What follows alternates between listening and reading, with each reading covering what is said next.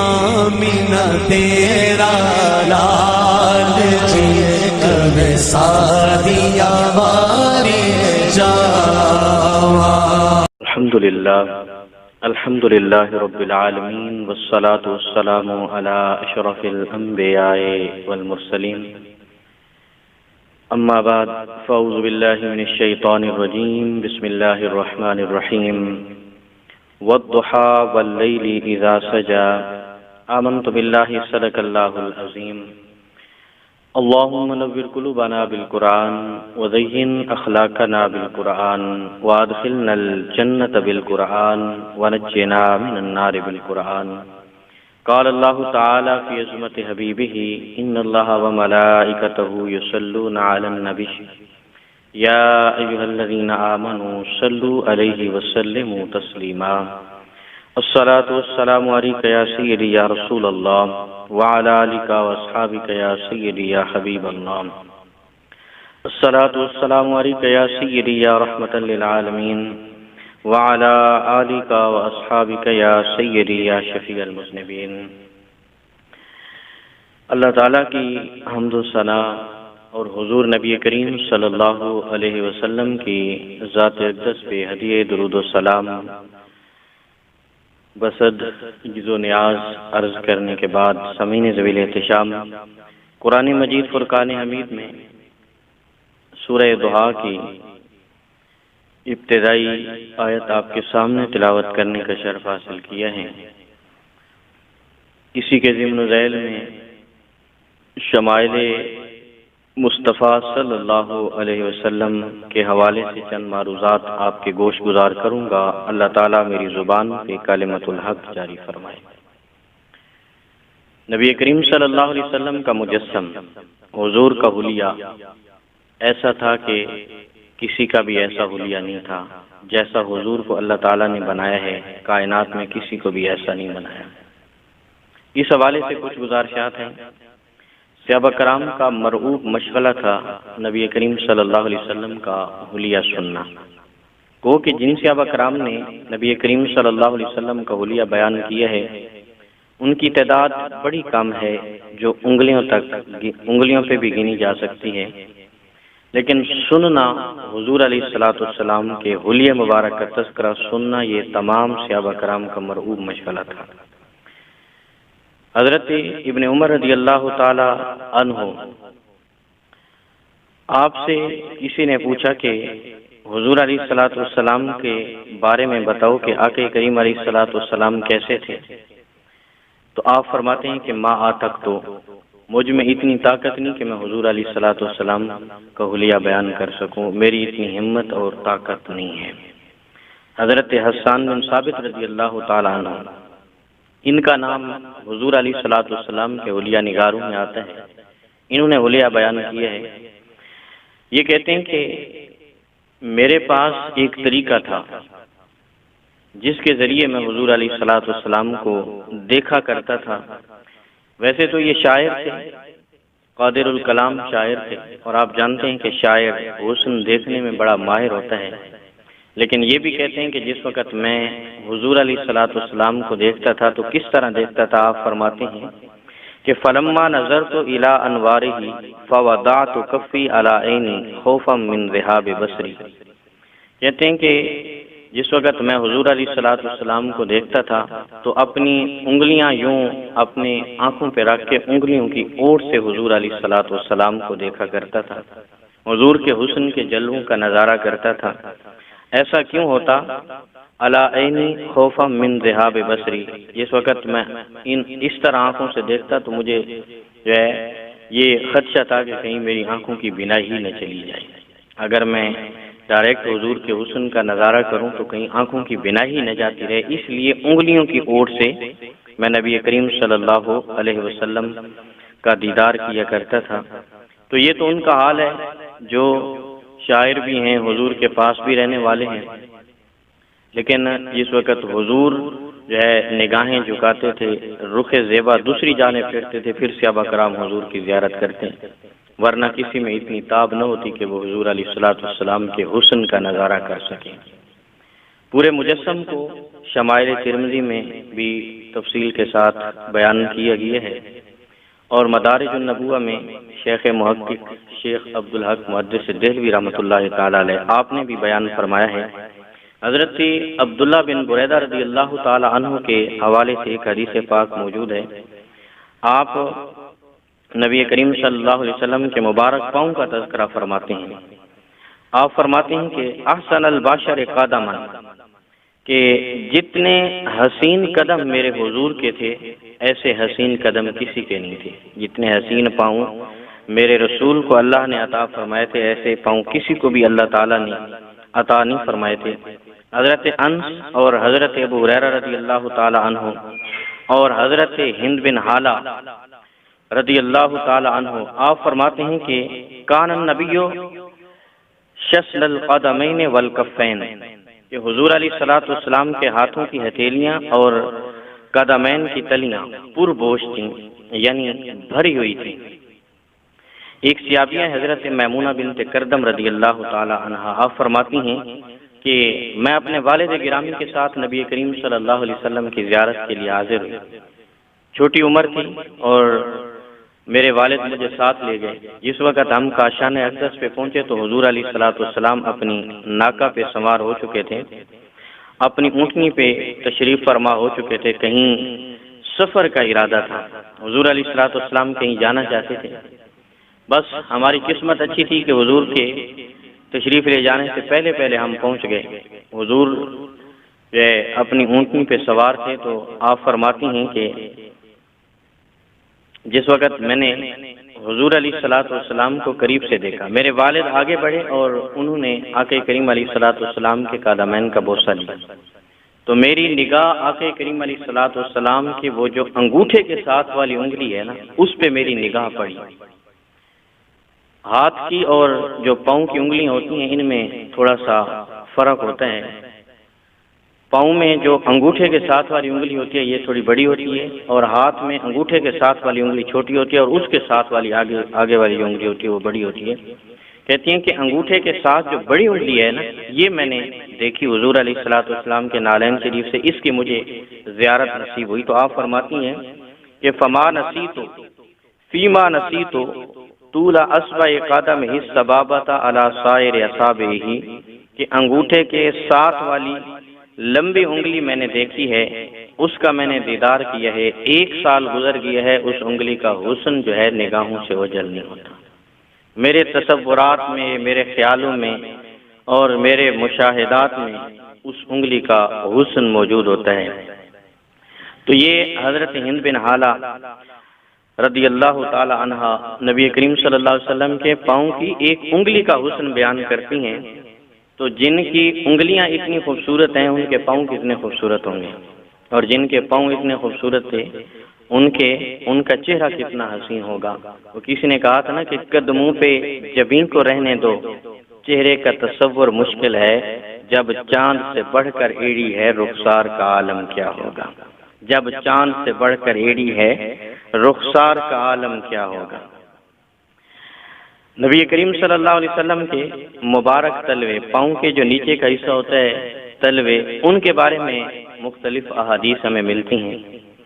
2 طرح کی حدیث ملتی ہیں۔ ایک میں ہے اخمسان، اخمسان کے لفظ موجود ہیں کہ پربوش تھے، بھرے ہوئے تھے، نیچے کا جو حصہ تھا نا وہ پربوش تھا اور بھرا ہوا حصہ تھا۔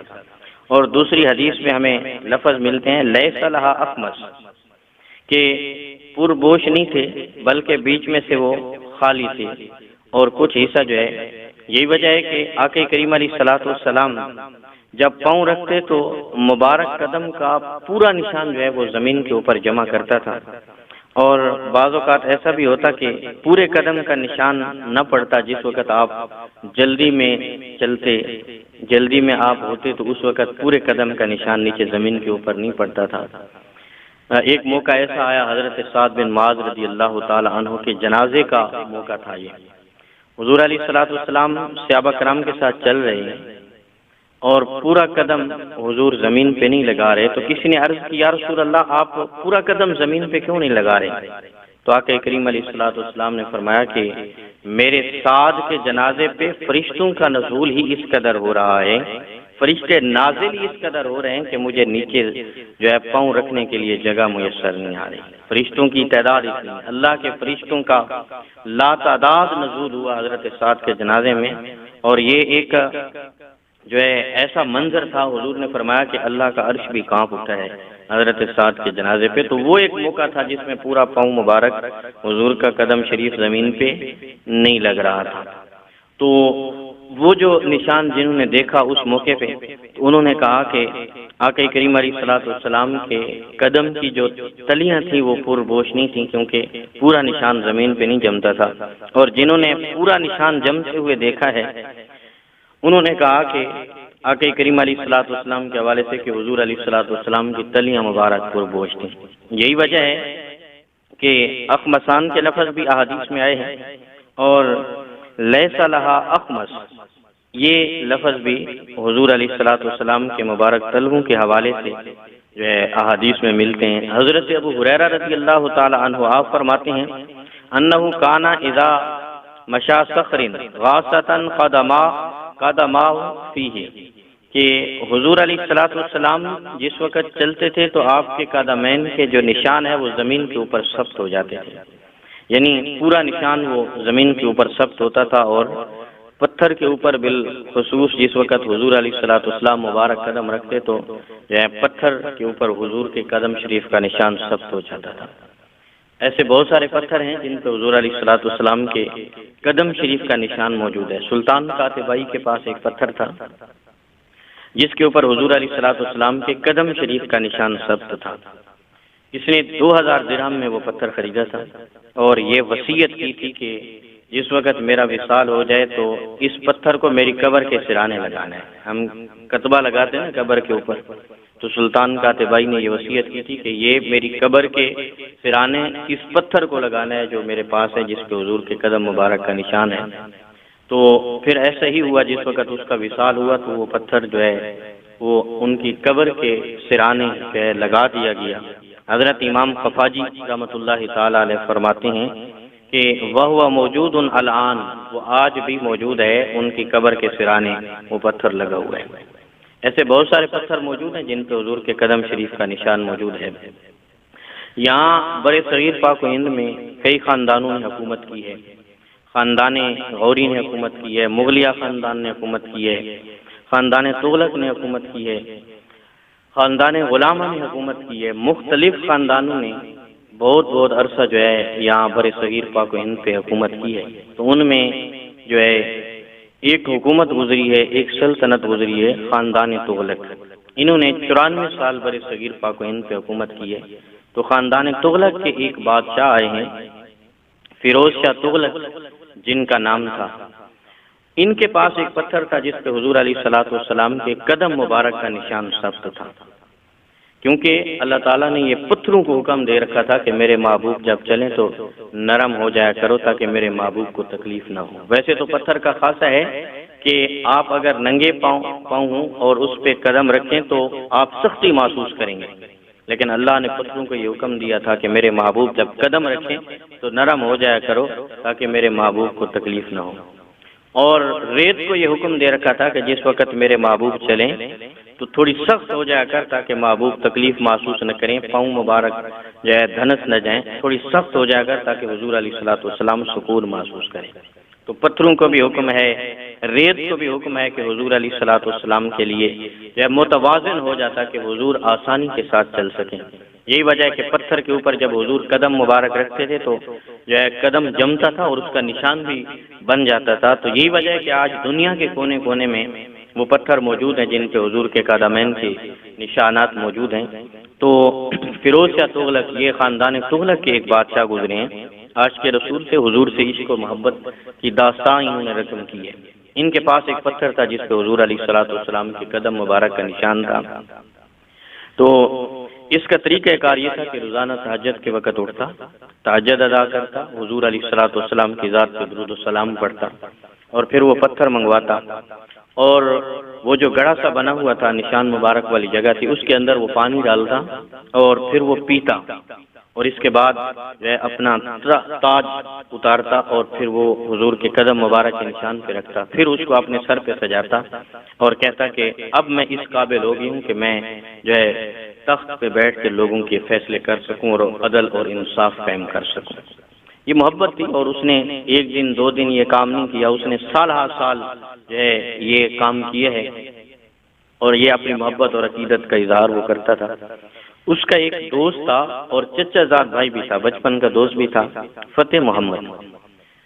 وہ جب دیکھتا تو وہ اس کو بھی حسرت پیدا ہوتی کہ کہیں ایسا ہو کہ یہ جو ہے فیروز شاہ مجھے یہ دے دے پتھر، اس کو میں کچھ دیر کے لیے اپنے پاس رکھ لوں، اور اس سے وہ کہتا بھی بعض وقتاً فوقتاً اس سے ریکویسٹ بھی کرتا کہ اتنا عرصہ ہو گیا اس پتھر کو آپ نے اپنے پاس رکھا ہے، تو کوئی موقع ایسا بھی آئے کہ یہ میں اپنے پاس رکھوں، مجھے دے دے۔ تو فیروز شاہ کہتا کہ نہیں، یہ میری کل کائنات ہے، یہ میرا کل اثاثہ ہے، مجھ سے تو حکومت مانگ لے، مجھ سے تو دنیا کی کوئی اور نعمت مانگ لے تو وہ میں تجھے دے دوں گا، لیکن یہ پتھر نہیں دوں گا جس پہ حضور کے قدم مبارک کا نشان ہے۔ یہ تو میری نجات کا ذریعہ ہے، اور میں چاہتا ہوں کہ میں اس کو اپنے ساتھ قبر میں لے کے جاؤں۔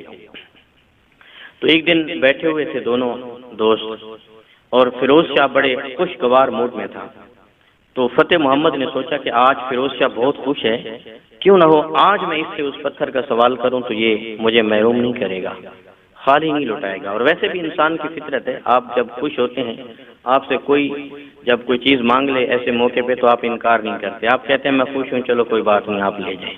فتح محمد نے کہا کہ آج موقع ہے، مانگ لیتے۔ تو فتح محمد نے کہا کہ فیروز شاہ بڑا خوش لگ رہا ہے، تو کیوں نہ ہو آج میں آپ سے کوئی چیز مانگوں تو مجھے عطا نہیں کرو گے؟ فیروز شاہ نے کہا کہ آج میں بڑا خوش ہوں، آج جو بھی کہو گے آپ کو مل جائے گا۔ تو فتح محمد نے پھر اسی پتھر کا سوال کیا اور کہا کہ وہ پتھر آپ مجھے دے دو، میں اس کو کچھ دیر اپنے پاس رکھنا چاہتا ہوں تاکہ یہ سعادت میں بھی حاصل کر لوں۔ تو فیروز شاہ رو پڑا، کہا کہ ایک عرصے سے آپ اس کے پیچھے پڑے ہو اور وہ پتھر آپ کو چاہیے، چلیں آج ایسا موقع ہے، میں آپ کو محروم نہیں کرتا، ایک دوسرے سے وعدہ کر لیتے ہیں، آپ میرے ساتھ وعدہ کرو، میں آپ سے وعدہ کرتا ہوں۔ پھر انہوں نے ایک دوسرے کے ساتھ وعدہ کیا۔ فیروز شاہ نے کہا کہ اگر تو اس دنیا سے پہلے جائے گا تو یہ پتھر تیرے سینے پہ رکھ کے دفن کریں گے، اور یہ میرا تجھ سے وعدہ ہے، اور تو بھی وعدہ کر کہ اگر میں اس دنیا سے پہلے چلا گیا تو پھر یہ پتھر میرے سینے پہ رکھ کے آپ دفن کریں گے مجھے۔ ہم دونوں ایک دوسرے سے یہ وعدہ کر لیتے ہیں۔ تو وعدہ ہو گیا، دونوں بھائیوں کا ایک دوسرے کے ساتھ وعدہ ہو گیا۔ فیروز شاہ تو اپنے محل کے اندر تشریف لے گیا، لیکن فتح محمد اس کی خوشی کی انتہا نہ رہی، خوشی سے اچھل پڑا، اپنے گھر میں آیا، گھوڑا تیار کیا، دہلی سے پانی پت کے سفر کا ارادہ کیا۔ یہ بڑا لمبا طویل سفر ہے، سر پٹ گھوڑا دوڑاتے رہیں تو یہ کتنا ٹائم لگ جاتا ہے، بلکہ کئی دن لگ جاتے ہیں۔ تو فتح محمد جو ہے گھوڑا دوڑانا شروع کر دیا۔ پانی پت میں ایک بزرگ تھے، حضرت مجذوب بزرگ تھے، حضرت کبیر الاولیاء رحمۃ اللہ تعالی علیہ۔ اس نے سوچا کہ ان سے جا کے دعا کرواتا ہوں، کیونکہ وہ مجاذیب میں سے ہیں، اللہ کے بڑے مقرب ہیں، ان سے کہتا ہوں کہ دعا کرے مجھے پہلے موت واقع ہو جائے، تاکہ وہ پتھر جو ہے میرے سینے پہ رکھ کے جو ہے مجھے دفن کر دیا جائے۔ اس نشان کی چاہت میں دہلی سے پانی پت کی طرف جو ہے گھوڑا دوڑا رہے ہیں۔ اس وقت پانی پت پہنچے، بزرگوں کے آستانے پہ پہنچے، اندر جس وقت گئے تو دروازے پہ ایک ان کا خادم موجود تھا۔ انہوں نے کہا کہ اس صورت میں آپ اندر نہ جائیں، کیونکہ یہ حالت جذب کی کیفیت ہے حضرت، اور اس صورت میں جو بھی ان کے سامنے چلا جاتا ہے پھر وہ بچتا نہیں ہے، اس پہ موت واقع ہو جاتی ہے، کیونکہ وہ جو ہے اس وقت جب ان پہ جذب طاری ہوتا ہے تو وہ خاص اللہ کی تجلیات کا نزول ہو رہا ہوتا ہے، اور ہر کسی میں سکت نہیں ہوتی کہ وہ برداشت کر سکے۔ تو فتح محمد نے کہا کہ میں ایسی صورت میں ہی ان کے پاس جانا چاہتا ہوں، کیونکہ میں آئے ہی اس لیے ہوں، میں تو موت کی دعا کروانے آیا ہوں ان سے کہ مجھ پہ پہلے موت واقع ہو جائے۔ تو اندر آپ تشریف لے گئے، حضرت اعلیٰ حجاز میں سے فتح محمد پہنچے اور ہاتھ باندھ کے کھڑے ہو گئے۔ کچھ ہی لمحے گزرے تھے کہ حضرت کبیر الاولیاء نے آنکھیں کھولی، حضرت فتح محمد کو دیکھا اور کہا کہ بڑے ضدی ہو اور اس حال میں بھی بہت پیارے لگتے ہو، کیونکہ ایک عرصے سے ضد تھی نا کہ وہ پتھر مجھے مل جائے، وہ سعادت مندی میں دوں، اور ایک ہی ضد تھی اور بار بار وہ اصرار کرتے تھے۔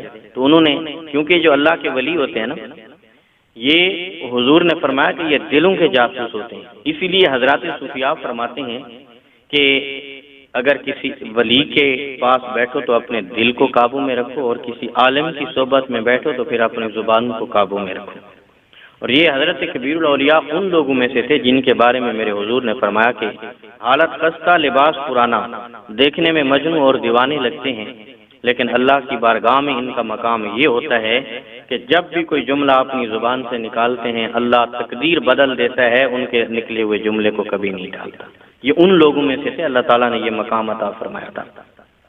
تو دلوں کے جاسوس ہوتے ہیں یہ جو اللہ والے ہوتے ہیں نا، یہ دلوں کی کیفیت جان لیتے ہیں۔ فرمایا کہ بڑے ضدی ہو لیکن اس حال میں بھی بڑے پیارے لگتے ہو۔ پھر دوسرا جملہ کہا، کیونکہ یہ جو لوگ ہوتے ہیں یہ زیادہ کلام نہیں کرتے، یہ بہت کم وہ ہوتے ہیں، اور یہ ویسے بھی جو اللہ والے ہیں نا ان کا جو ہے کلام ستھرا ہوتا ہے، تھوڑا ہوتا ہے۔ وہ کسی نے کہا تھا نا کہ کلام میں سادہ و پیادہ، معنی میں دقیق۔ سادہ اور تھوڑا بولتے ہیں لیکن اس کا معنی اور مفہوم بہت جامع ہوتا ہے۔ تو تھوڑی سی بات کرتے تھے اور ستھری کرتے تھے۔ فرمایا کہ جاؤ میں نے تمہارا کام کر دیا ہے۔ فتح محمد خوشی سے باہر نکلے، وہ خادم پھر دروازے پہ تھے۔ انہوں نے کہا کہ گھوڑا تیز دوڑانا، کیونکہ ایسی کنڈیشن میں جو حضرت کو دیکھ لیتا ہے وہ زیادہ دیر جی نہیں پاتا، کہیں ایسا نہ ہو کہ رستے میں ہی وصال کر جاؤ اور لوگ لاوارث سمجھ کے تمہیں دفن کر دے اور جو مقصد ہے وہ تمہارا پورا نہ ہو سکے۔ اس لیے تیز گھوڑا دوڑانا ہے اور پہنچنا ہے اپنی منزل پہ، جس مقصد کو حاصل کرنے کے لیے اتنے دوڑ رہے ہو، اتنی کوشش کر رہے ہو۔ تو فتح محمد گھوڑے پہ سوار ہوئے۔ کہتے ہیں کہ اتنا تیز گھوڑا کبھی نہیں دوڑایا، نہ کبھی شکار کے وقت نہ کبھی کسی جنگ کے وقت اتنا تیز گھوڑا دوڑایا جتنا اس دن تیز گھوڑا دوڑایا کہ میں اپنی منزل پہ پہنچ جاؤں، اپنے مقام پہ پہنچ جاؤں۔ لیکن جو ہی دہلی کے قریب پہنچے تو نیند نے دبوچ لیا، اور اتنی شدت کی نیند کہ اب کنٹرول نہیں رہا اپنے جسم پہ، تو وہیں مدہوش ہوئے اور وہیں گر گئے، گھوڑے سے نیچے گرے۔ مدہوشی کا عالم تھا، آنکھیں بند ہوئی، دل کی آنکھیں کھلیں۔ نبی کریم صلی اللہ علیہ وسلم تشریف لے آئے اور آقا کریم علیہ الصلوۃ والسلام نے اپنی باہیں کھول دیں۔ فرمایا فتح محمد میرے سینے سے لگ جاؤ، تمہیں اتنا عشق ہے میرے قدم کے نشان سے، تم میرے قدم کے نشان کے لیے اتنے دوڑ رہے ہو، دیکھ لو میں خود تمہارے پاس تمہیں اپنا دیدار کروانے کے لیے آ گیا۔ تو حضور علیہ الصلوۃ والسلام نے اپنا دیدار فرمایا اور جو ہے سینے سے لگایا حضور علیہ الصلوۃ والسلام نے۔ اسی مقام پہ فتح محمد کی روح پرواز کر گئی۔ ادھر خبر فیروز شاہ تک بھی پہنچی، ادھر بھی زیارت ہوئی اور یہ فلسفہ حضور نے ان سے بھی بیان فرما دیا۔ تو فیروز شاہ نے لوگ بھیجے، کہا کہ فتح محمد کی لاش کو لے کے آؤ۔ جس وقت لاش کو لایا گیا انہوں نے خود غسل دیا، فیروز شاہ نے خود کفن پہنایا، خود نماز جنازہ ادا کروائی، قبر تیار کروائی۔ جب قبر میں اتارنے لگے کہا کہ آخری وعدہ بھی پورا کر لیں، اور وہ پتھر منگوایا اور آخری بار اس میں پانی ڈال کے آپ نے اس جو گڑھا سا تھا اس میں پانی ڈالا اور وہ پیا، اور پھر جو ہے وہ فتح محمد کے سینے پہ رکھ کے تدفین کرتے ہوئے یہ تاریخ ساز جملے فیروز شاہ نے کہے کہ جس کے دل کے اندر حضور کا عشق جتنا زیادہ ہوتا ہے وہ بازی لے جاتا ہے۔ تو مجھ سے زیادہ عشق تھا فتح محمد کا حضور سے، تو یہ بازی لے گئے اور یہ قدم کا نشان جو حضور کا تھا یہ اپنے ساتھ قبر میں لے گئے۔ تو حضور علیہ الصلوۃ والسلام کے قدمین شریف کے نشانات پتھروں پہ تھے، آج بھی روئے زمین پہ مختلف مقامات پہ وہ نشانات ہمیں ملتے ہیں۔ عشق والے تو وہ تھے جو حضور کے قدم کے نشان کے لیے انہوں نے اپنی جانیں قربان کر دیں۔ تو اصل میں اپنے بزرگوں کی بات کرنے کا مقصد بھی یہی ہوتا ہے کہ جو ہے ہم ان کی سیرت سے جو ہے اپنے اندر ایک حرارت لیں، ہم اپنے اندر وہ عشق کی جو کشش ہے اس کو اپنے اندر اجاگر کریں، اس کو پیدا کریں۔ ضرورت اس امر کی ہے۔ آقا کریم علیہ الصلوۃ والسلام کی مبارک پنڈلیوں کا حسن بھی صحابہ کرام نے بیان فرمایا ہے، اور جو ہے جن صحابیوں نے بیان کیا ان میں ایک حضرت ابو جحیفہ رضی اللہ تعالی عنہ، آپ فرماتے ہیں کہ کانی انظر الی وبیس ساقہ، میں نے نبی کریم صلی اللہ علیہ وسلم کی مبارک پنڈلی کی زیارت کی، حسن ایسا تھا کہ آنکھوں میں سما گیا۔ مبارک پنڈلیاں حسین اتنی تھی، ان کا حسن اتنا تھا کہ وہ میری آنکھوں میں سما گیا۔ وہ منظر کبھی نظروں سے اوجھل نہیں ہوتا، تصورات میں، سوچوں میں، خیالوں میں وہ حسن موجود ہوتا ہے۔ انہوں نے جب زیارت کی تو یہ حضور علیہ الصلوۃ والسلام کے بارے میں یا آپ کی مبارک پنڈلیوں کے حوالے سے یہ بیان فرماتے ہیں، اور پنڈلیاں کا حسن بیان کیا ہے حضرت سراقہ بن مالک رضی اللہ تعالی عنہ نے۔ ویسے تو یہ ان میں سے تھے کہ جنہوں نے حضور علیہ الصلوۃ والسلام کو گرفتار کرنے کا ارادہ کیا تھا۔ جس وقت ہجرت کی رات حضور تشریف لے آئے نا اور کفار نے دیکھا حضرت علی کو، حضور کو اپنے بستر پہ نہ پایا، تو ابو جہل نے کہا کہ جو بھی ان کو گرفتار کر کے لائے گا 200 سرخ اونٹ اس کو جو ہے دیے جائیں گے، بمائے ساز و سامان، سونا چاندی، مختلف مراعات دی جائیں گی جو بھی حضور کو گرفتار کر کے لائے گا۔ تو سراقہ بن مالک نے گھوڑا تیار کیا کہ میں گرفتار کر کے لاؤں گا۔ جس وقت یہ نکلا اس راستے پہ تو یہ اسی مقام پہ پہنچا جس مقام پہ حضور تشریف لے جا رہے تھے، تو سراقہ بن مالک نے ڈھونڈ لیا حضور کو۔ جس وقت گرفتار کرنے کے ناپاک ارادے سے آگے بڑھا تو اس کا گھوڑا گھٹنوں تک زمین کے اندر دھنس گیا۔ اس کو سمجھ آ گئی کہ جس ارادے سے میں آگے بڑھا ہوں اس وجہ سے میری پکڑ ہوئی ہے، تو آواز دی اور عرض کی یا رسول اللہ آپ مجھے معاف فرمائیں، جو ہے میں اپنا ارادہ ترک کرتا ہوں۔ تو حضور نے فرمایا جاؤ میں نے تمہیں معاف کر دیا۔ گھوڑا زمین سے نکلا، اس نے پھر جو ہے دوبارہ ارادہ کر لیا کہ میں گرفتار کروں گا، پھر یہ آگے بڑھا۔ جس وقت دوسری بار آگے بڑھا تو پھر اس کا گھوڑا گھٹنوں تک زمین کے اندر دھنس گیا، پھر اس نے معافی طلب کی، حضور نے معاف کر دیا۔ اب یہ آگے بڑھا، آقا کریم علیہ الصلوۃ والسلام مسکرائے اور حضور علیہ الصلوۃ والسلام نے فرمایا کہ اے سراقہ بن مالک، آپ مجھے گرفتار کرنا چاہتے ہو اور میں تمہارے ہاتھوں میں کسریٰ کے سونے کے کنگن دیکھ رہا ہوں۔ یعنی یہ اشارہ تھا کہ کسریٰ پتہ ہوگا، سونے کے کنگن بادشاہ پہنتے تھے، اور فرمایا کہ وہ مال غنیمت کی مد میں آئیں گے اور آپ ان کو اپنے ہاتھوں میں پہنو گے۔ میں تو یہ جو اپنی نگاہ نبوت سے یہ منظر دیکھ رہا ہوں اور آپ مجھے گرفتار کرنا چاہتے ہیں۔ کہتے ہیں کہ بس میرا دل و جان حضور علیہ الصلوۃ والسلام پہ فدا ہو گیا۔ میں نے عرض کی یا رسول اللہ مجھے کلمہ پڑھائیے اور مجھے جو ہے اسلام میں داخل فرمائیے اور مجھے مقام صحابیت عطا کیجیے۔ تو انہوں نے کلمہ پڑھا، حضور پہ ایمان لائے۔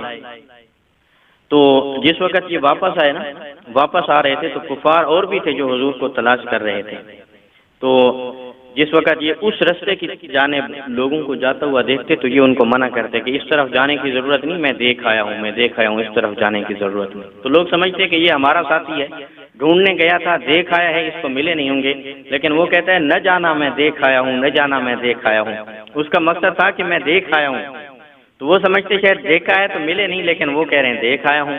وہ جھوٹ بھی نہیں تھا اور جو ہے وہ رستہ بھی صاف ہو گیا اور پھر وہاں سے حضور بحفاظت مدینہ تشریف لے گئے۔ تو یہ بیان فرماتے ہیں حضور علیہ الصلوۃ والسلام کی مبارک پنڈلیوں کا حسن۔ تو آپ فرماتے ہیں کہ جس وقت میں حضور کے قریب بڑھا تو میری جو ہے نگاہ حضور کی مبارک پنڈلیوں پہ پڑی، کیونکہ حضور اس وقت اپنی ناکہ پہ سوار تھے۔ تو میں نے حضور کی پنڈلیاں دیکھیں۔ فلما دنوت منہ وهو على ناقته جعلت انظر الى ساقه۔ کہتے ہیں کہ جس وقت حضور اپنی جو ہے اونٹنی پہ سوار تھے، میں نے حضور کی مبارک پنڈلیاں دیکھیں اور وہ کیسے تھیں حضور کی مبارک پنڈلیاں؟ کہتے ہیں کہ میں ایسی حسین تھی کہ ان کو میں دیکھتا ہی رہ گیا، اتنی حسین تھیں کہ جب میری نظر پڑی تو پھر میں ان کو ہی دیکھتا رہ گیا۔ ایک عرب کی بادیہ نشین فرماتی ہیں اس حسن کی جو ہے مثال پیش کرتے ہوئے فرماتی ہیں کأنہ جمارہ، حضور کی مبارک پنڈلیاں ایسے تھیں جیسے جمارہ ہوتا ہے۔ اب یہ جمارہ کیا ہوتا ہے؟ کھجور جب تر شاخیں نکالتی ہے نا تو وہ جو درمیان والی سفید نرم اس کی شاخ نکلتی ہے تو اس کو جمارہ کہتے ہیں۔ موسم بہار ہے نا تو کھجور شاخیں نکالتی ہے۔ ویسے تو کھجور ایک ایسا درخت ہے جس پہ کبھی خزاں نہیں آتی، اس کے پتے نہیں جھڑتے۔ ہر درخت پہ خزاں آتا ہے اور اس کے پتے جھڑ جاتے ہیں، لیکن کھجور پہ خزاں نہیں آتی، اس کے پتے نہیں جھڑتے۔ لیکن جب بہار آتی ہے تو اس کے اور تر شاخیں نکلتی ہیں، یا یوں کہوں کہ بہار پہ بہار آتی ہے تو یہ تر شاخیں نکلتی ہیں نا تو وہ جو نرم سفید شاخ نکلتی ہے عرب اس کو جو ہے جمارہ کہتے ہیں۔ تو انہوں نے ایک اپنی زبان میں تخیل پیش کیا نا، ظاہر ہے اب جو ہے عرب ہیں تو انہوں نے عرب لہجے میں ہی اپنی گفتگو کرنی ہے نا۔ یہاں پہ اب لوگوں کے سامنے اگر ہم سنبل و لالا کی بات کریں گے تو ان کو تو سمجھ نہیں آئے گی نا۔ یہاں پنجابیوں کے لیے تو میاں صاحب کے لہجے میں بات کرنی پڑے گی کہ ککر تے انگور چڑھایا ہر گچھا زخمایا۔ تو ہر زبان کا ایک اپنا انداز ہوتا ہے بیان کرنے کا جس سے بات کو سمجھا جا سکتا ہے، تو انہوں نے اپنی زبان میں بات کی۔ یا ایک کیلا دیکھیں، کیلا ہوتا ہے اس کی مختلف تہ لگی ہوتی ہیں، جلدیں ہوتی ہیں اس کی، ایک تہ اس کی آپ اتاریں پھر نیچے ایک اور آئے گی، دوسری اتاریں ایک اور آئے گی، یوں آپ اتارتے جائیں تو بالکل یہ جب اس کی آخری تہ آئے گی نا تو ایک نرم شاخ نکلے گی۔ بالکل ایک نرم طے نکلے گی، ایک راڑ سا نکلے گا سفید، وہ بالکل نرم ہوگا، تو عربی میں اس کو چمارہ کہتے ہیں۔ تو وہ حسن بیان کرتے ہیں کہ کانہ جمارہ، حضور کی مبارک پنڈلیاں ایسے تھیں جیسے جمارہ ہوتا ہے۔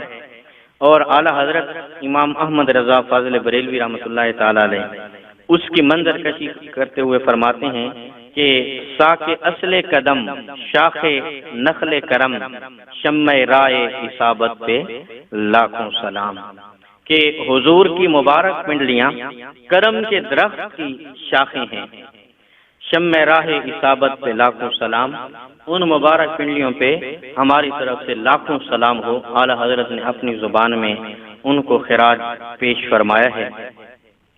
نبی کریم صلی اللہ علیہ وسلم کے مبارک گھٹنوں کے حوالے سے حضرت علی رضی اللہ تعالی عنہ آپ جو ہے ان کا حسن بیان کرتے ہوئے فرماتے ہیں کہ کانا رسول اللہ صلی اللہ علیہ وسلم ضخم الکرادیس، کہ حضور علیہ السلام کے مبارک گھٹنے پربوش اور جوڑ مضبوط تھے۔ حضور کے مبارک گھٹنے پربوش اور حضور کے گھٹنوں کے جوڑ بڑے مضبوط تھے۔ اور ایک حدیث پاک میں جلیل المشاش کے جو ہے لفظ بھی حضور کے مبارک گھٹنوں کے لیے استعمال کیے گئے ہیں۔ اعلیٰ حضرت نے بھی ان کی منظر کشی فرمائی ہے۔ آپ فرماتے ہیں کہ انبیاء طے کرے زانو جس کے حضور، زانوؤں کی وجاہت پہ لاکھوں سلام، انبیاء طے کریں زانو جن کے حضور، زانوؤں کی وجاہت پہ لاکھوں سلام، کیونکہ یہ تو ایسے حضور کے مبارک گھٹنے تھے کہ جن کے سامنے انبیاء نے بھی اپنے گھٹنے طے کر دیے۔ انہوں نے ایک اپنا تخیل پیش کیا، ان کا ایک اپنا انداز تھا۔ آقا کریم علیہ الصلوۃ والسلام کے قد کے حوالے سے، حضور کا مبارک جو مجسم تھا، حضور کا قد تھا، اس کے حوالے سے حضرت علی المرتضیٰ شیر خدا رضی اللہ تعالی عنہ آپ فرماتے ہیں کہ لم یکن بالطویل الممغد ولا بالکثیر المتردد وکان ربعۃ من القوم لم ارى قبلہ ولا بعدہ مثلہ، کہ حضور علیہ السلام کا قد مبارک نہ زیادہ لمبا تھا اور نہ زیادہ چھوٹا تھا، لیکن یہ اللہ نے اپنے محبوب کو اعزاز عطا فرمایا تھا کہ ہزاروں صحابہ کرام کے مجمع میں حضور جو تشریف فرما ہوتے تو حضور علیہ السلام کے مبارک کاندھے صحابہ کرام سے بلند نظر آیا کرتے تھے۔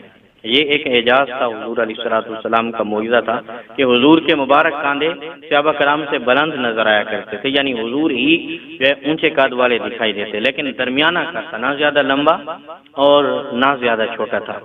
اور پھر فرماتے ہیں کہ لم ارا قبلہ ولا بعدہ، کیا بات کرتے ہو، نہ ایسا مجسم تھا، ایسا خوبصورت قد تھا کہ ایسا نہ پہلے کبھی دیکھا نہ بعد میں کوئی آئے گا حضور کی مثل، لم ارا قبلہ ولا بعدہ مثلہ، حضور کی مثل نہ پہلے کوئی آیا ہے نہ بعد میں حضور علیہ السلام جیسا کوئی آئے گا۔